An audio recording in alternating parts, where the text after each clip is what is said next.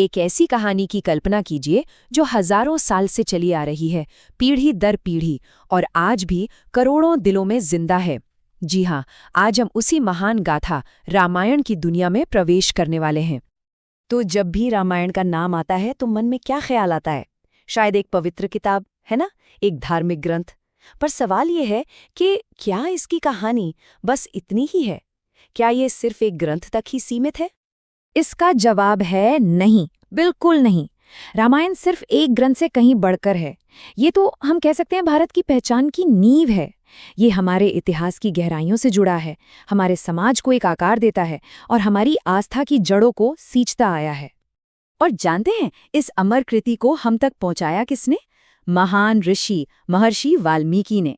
कहा जाता है कि उन्होंने करुणा और काव्य को मिलाकर इस अद्भुत महागाथा की रचना की थी। 24,000। जरा इस संख्या पर गौर कीजिए। ये सिर्फ एक नंबर नहीं है, ये उन श्लोकों की संख्या है जिनमें ये पूरा महाकाव्य बुना गया है। सोचिए, इसकी विशालता ही इसकी गहराई का पहला सबूत है। और इसी वजह से इसे सिर्फ कोई काव्य नहीं कहा जाता, बल्कि इसे सम्मान दिया गया है आदि काव्य का, मतलब संस्कृत साहित्य की सबसे पहली महाकाव्य रचना। यहीं से हम कह सकते हैं एक महान साहित्यिक परंपरा की शुरुआत हुई। तो चलिए अब समय में थोड़ा पीछे चलते हैं, त्रेता युग में। ये एक ऐसा दौर था जहां अच्छाई और बुराई सिर्फ सोच में नहीं थीं, ये असल शक्तियां थीं जो धरती पर मौजूद थीं। और बस इसी धर्म और अधर्म के महाटकरावों के बीच हमारी कहानी जन्म लेती है। तो चलिए अब मिलते हैं इस कहानी के उन किरदारों से जो सिर्फ पात्र नहीं हैं, बल्कि आज भी हमारी जिंदगी के लिए प्रेरणा हैं। ये अच्छाई और बुराई के जीते जागते प्रतीक हैं। सबसे पहले कहानी के नायक मर्यादा पुरुषोत्तम श्री राम। उनका पूरा जीवन सत्य और धर्म का रास्ता है। वो एक ऐसे आदर्श हैं जिन्होंने एक बेटे, एक पति और एक राजा के क्या कर्तव्य होने चाहिए इसकी परिभाषा ही तय कर दी। और उनके साथ हैं सीता माता। उनकी पवित्रता और उनका त्याग, उसमें एक अपार शक्ति है। उनका चरित्र हमें ये सिखाता है कि अगर निष्ठा सच्ची हो और सहनशीलता हो तो इंसान किसी भी तूफान का सामना कर सकता है। फिर आते हैं लक्ष्मण, जिनका नाम ही आज भाई के प्रति निष्ठा और सेवा का पर्याय बन गया है ना? उनका जो समर्पण है वो हमें रिश्तों की निस्वार्थता के बारे में बहुत कुछ सिखाता है। और भला हनुमान जी को कौन भूल सकता है? भक्ति, शक्ति और बुद्धि, इन तीनों का ऐसा अद्भुत संगम।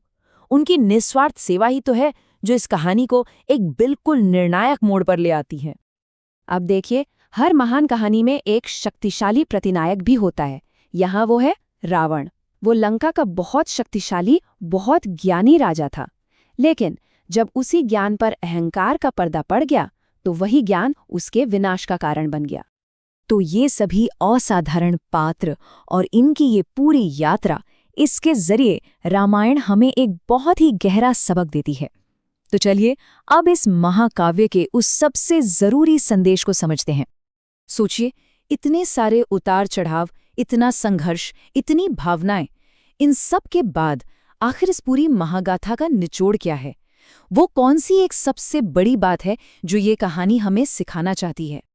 इस पूरे महाकाव्य का जो दर्शन है वो इस एक वाक्य में छुपा है कि धर्म की राह मुश्किल हो सकती है, पर अंत में जीत हमेशा उसी की होती है।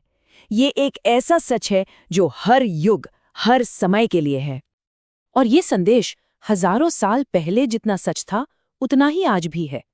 लेकिन एक सवाल उठता है कि आखिर ये प्राचीन कहानी आज भी हमारे लिए इतनी अहमियत क्यों रखती है? वो इसलिए क्योंकि रामायण सिर्फ एक कहानी नहीं है, ये एक आईने की तरह है जिसमें हम भारत के इतिहास, समाज और धर्म की आत्मा को देख सकते हैं। ये हमारी सांस्कृतिक पहचान का एक ऐसा हिस्सा है जिसे अलग नहीं किया जा सकता। तो अब हमें सोचना है कि इस आदि काव्य की जो शिक्षाएं हैं, इसके जो आदर्श हैं, वो हजारों साल बाद भी आज के इस दौर में हमारी अपनी जिंदगियों में इतने प्रासंगिक क्यों हैं, क्यों इतने मायने रखते हैं? शायद इसका जवाब हम सबके अंदर ही कहीं छिपा है।